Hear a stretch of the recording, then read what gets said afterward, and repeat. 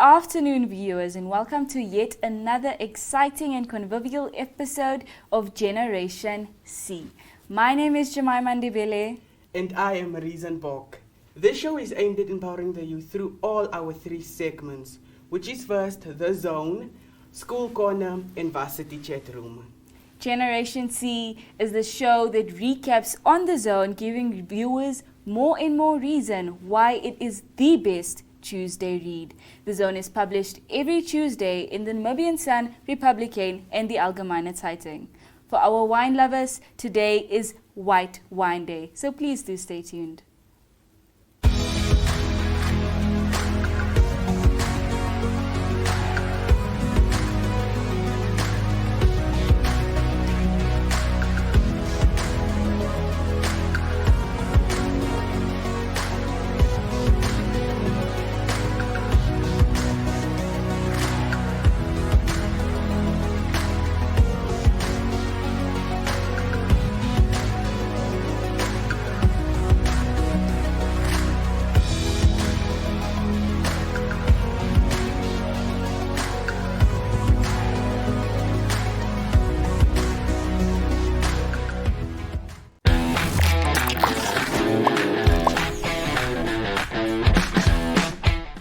Today in studio, we have a very special guest.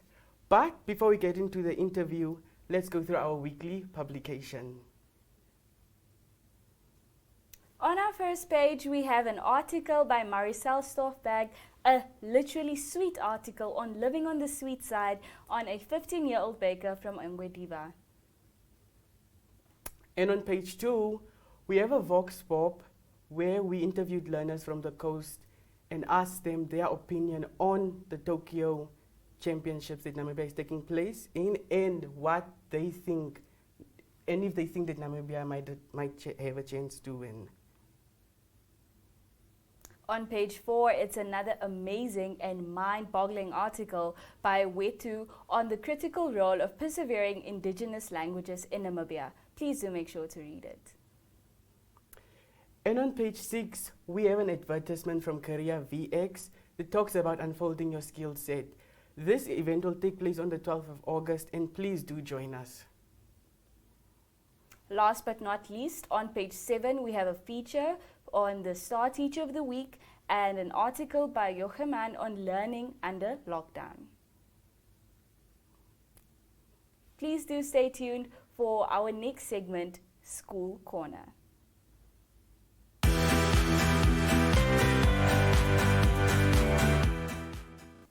Welcome back to our segment, which is called School Corner. This segment brings you all the school news from around Namibia. This week we had Westside, Gobabus Gymnasium, Noordgrens, and Dr. Lemmer. First in line is Gobabus Gymnasium. Gobabus Gymnasium's learners decided to write an article on the off-season in Gobabus, as well as highlight the transition between primary school and secondary school. Furthermore, Gobabus Gymnasium's learners also went ahead to make a video highlighting their traditions from the grade 8 orientation up until how their rugby players gear up for their rugby matches.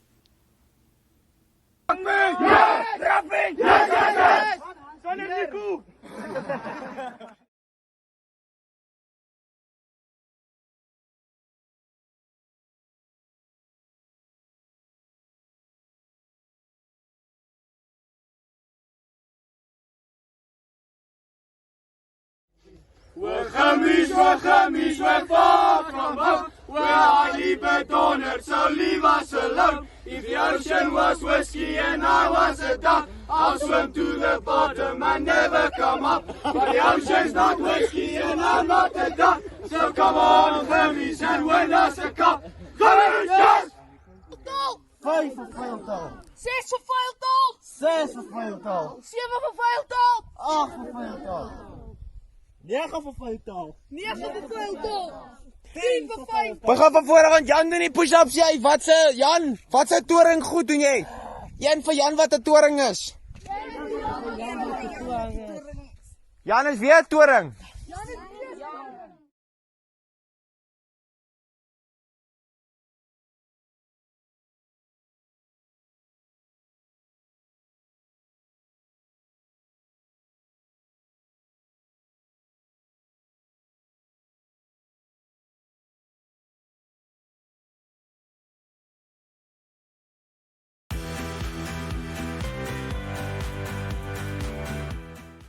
Well, I hope you guys enjoyed that video. Now we go on to Noordgrens front page. So on Noordgrens front page, you have an article that talks about the massive impact that the advanced subsidiary level had on the learners, and the editor's note talks about the impact that COVID-19 had on their celebration of African Child Day this year. Exciting content right here. Next up, we have Westside High School, all the way from the coast, with a video on leadership by their vice chairperson, Brittany Diergat and Darren van Wyk. Hi everyone, my name is Brittany Diergat. I am the current vice chairperson of Westside High School. Today I would like to talk to you guys about reaching your goals and gonna touch more a bit on leadership. So since I was little, I always wanted to become the vice chairperson or chairperson of Westside High School. And that was always a goal in my mind, something that I wanted to reach. And so I constantly had to remind myself about my goal, where I want to go, when I want to reach this goal. So it took some time, took some lessons, but obviously discipline was one of the biggest factor in reaching my goal. So if you have a goal, I don't know what it is, but if you have a goal, it could be academically, it could be sports, anything in general. If you want to become something or reach a certain standard of success in life, then discipline is one of the highest factors. Good morning, ladies and gentlemen.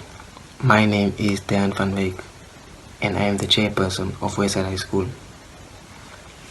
I am here to talk about leadership and what it means to be a leader. Leadership is being able to inspire or motivate other learners or other people to do their best and to achieve their very best. And a leader is a person that does that. A leader is a person that puts others before themselves.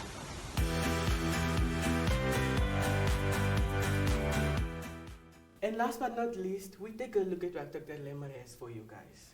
So on the front page, we have an article about the epidermis molluscus bullosa warrior, and the editor's column talks about the donating of blood and the returning of the school's learners to the hostel. Now before we go, we have a video from an MNK Gerdse learner, the Gallery Bok, that decided to share her take with us on the increment of UNAM's admission points from 25 in 5 subjects to 27 points in 5 subjects. Please do join their Telegram channels. My name is Gallery Bok and I'm 17 years old, currently the girl of MNK Gerdse High School in Reelwoud. Having face-to-face classes is such a great benefit as it gives learners and teachers the opportunity to interact on a more intimate level and it creates more learning capacity. However, the ongoing pandemic has made the learning process quite difficult. And on top of that, UNAM increasing its entry points from 25 to 27 acts as a great disadvantage to us as learners. I believe not everyone has had access to electronic devices to assist with online learning, which makes learners lose out on a lot of work. Considering the times we're in, raising the passing grade to 27 seems unreasonable, but I'm gonna try and be optimistic about this and use this to push myself and work hard. Yeah.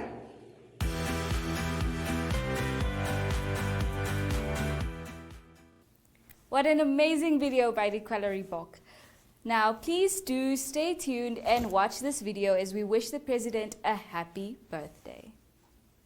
Geluk vir ons verkeersdag, vir geluk vir ons Geburtstag.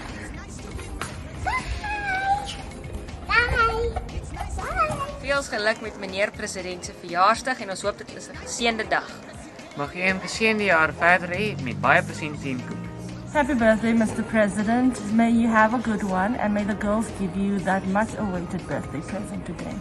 Ek wil net namens JWP baie geluk sê met die president se verjaarsdag. Ons hoop u het 'n voorspoedige jaar verder en dat dit net gevul is met geloof, hoop en liefde. I'd just like to wish His Excellency Dr. Hage Geingob a happy birthday. I hope it stays filled with love and joy to many more years. Liewe oom president, dankie vir oom se harde werk. Oom is 'n inspirasie vir al die landsburgers. Geluk met oom se verjaardag.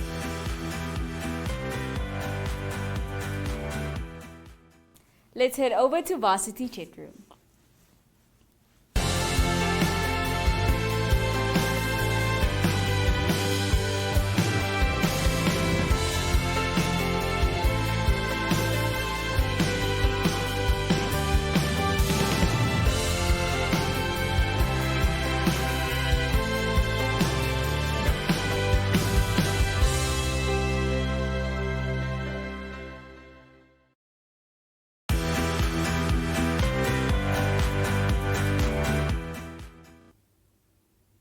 Before we dive into our discussion with our guest, let's look at page 8 of The Zone. We have an article by Desiree on COVID-hampered women making their mark. Please do make sure to read it. Well, I'm joined in studio by our guest, Aune Angombe, UCT graduate. Aune, thank you for joining us in studio today. How are you? Thank you very much. I'm doing well. How are you? I'm fine, thank you. So let's dive into it. Tell us a little bit more about yourself. Who is Aune? Your background, your upbringing. Who are you at your core? Well, thank you. As mentioned earlier, my name is Aune Angombe. I was born and raised in the northern part of Namibia by my late grandparents. So throughout my childhood, my grandparents have always told me about the importance of education and to encouraged me to not give up on education no matter what. So I matriculated from Gabriel Tapopi Secondary School in Ongwediva. That was in 2012. And then I joined the University of Namibia for the program of microbiology, Bachelor of Science in Microbiology, and recently graduated from the University of Cape Town with a master's in molecular and cell biology. Wow, that's impressive. I see we're seated with a master's graduate here. So you mentioned that you graduated from the University of Cape Town in South Africa, right? Yes. Now, how did you manage to survive with only 500 Rand? Okay, thank you for the question. I'm just going to briefly take you through the journey. I was granted admission at UCT in around September 2018. And few days after I received the news, I received another news that I have been granted funding. Wow. And that is for my research activities.